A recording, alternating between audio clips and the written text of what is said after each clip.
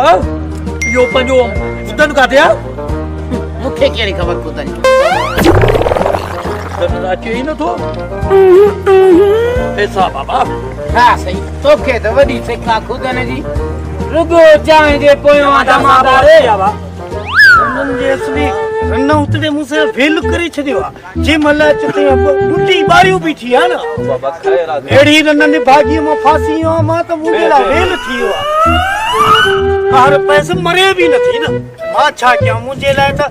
वडो जुल्म करे छदियो ते पुटियो सिकी लदो त बस एकड़ो थियो असा जे लाए पर इने रन मुझे लाए वेल करे छदियो रात दी तो लोड़िया कदी बनन में साबा कदी जे को आ काथे सुकून जो साह ही नथी खण दे चंडरी बसा ने भागी अदालन सियाणो थी सियाणो ये होटल ते घरे जो गालियों ना है न कबियूं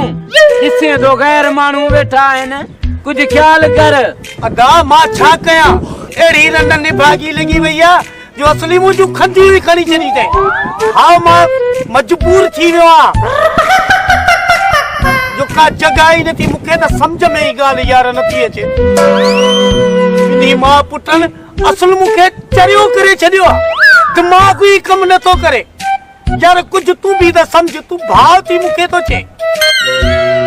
अरे मां जे ला वेल जेको मुझे लाया न उहा मुखे खबर आ त मुसा हालत केड़ी आ एड़ो सिकी लदो छोरो त थियो आ बाकी मुझे ला खंदियूं कड़ी चडियूं ते जेमल अच बुड्डी बारियूं बीठी आ अरे बस मां चा भी जेड़ा कदा या मुखे भी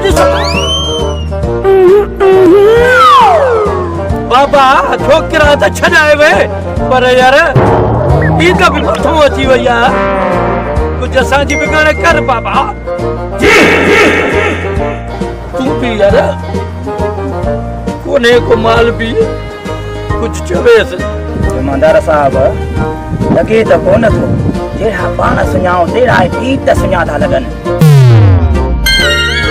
जमादार साहब ये पैसा पान के न मिला ना खुदन के अरे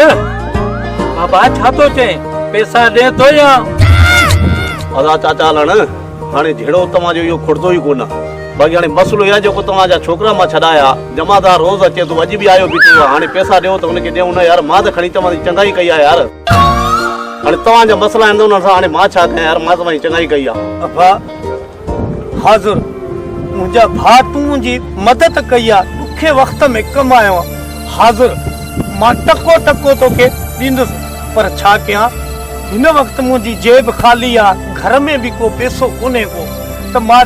काढूं आन्या पैसा थोड़ी मोहलत दे त मां को अन्न दिसा को गुंदिया में अन्न आ या को के को उधारा सुधारा पट्टे सटे हाजुर मुझा भा दींदुस मां मुझो पी भी दींदो बाबा ठीक आ अज मां खणी पंजे घरों तो भरा बाकी मसलो आए जेकर न दिया त थी सके तो मोखे भी हो खणी सके तो छोटू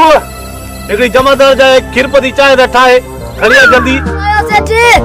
अल्लाह तो जे बच्चन मो के चकंदो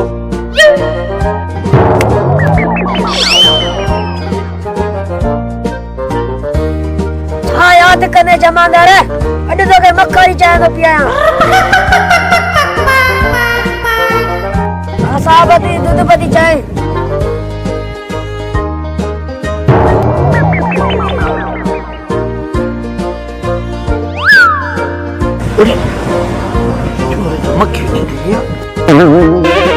ओ छोटू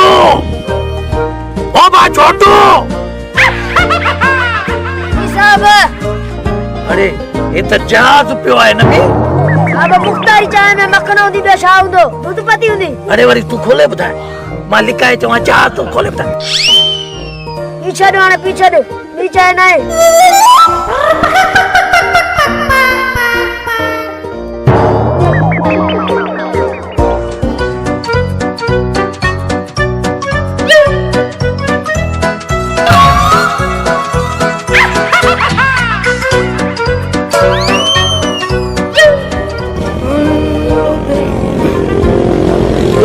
जमादार के दुख हो या मक्खी वाली चाह भी पियो जमादार परेशान थी मां तो शाम ही पैसा मोकलिया तो शाम भी बाबा परे कोने दिसो दा अच्छा था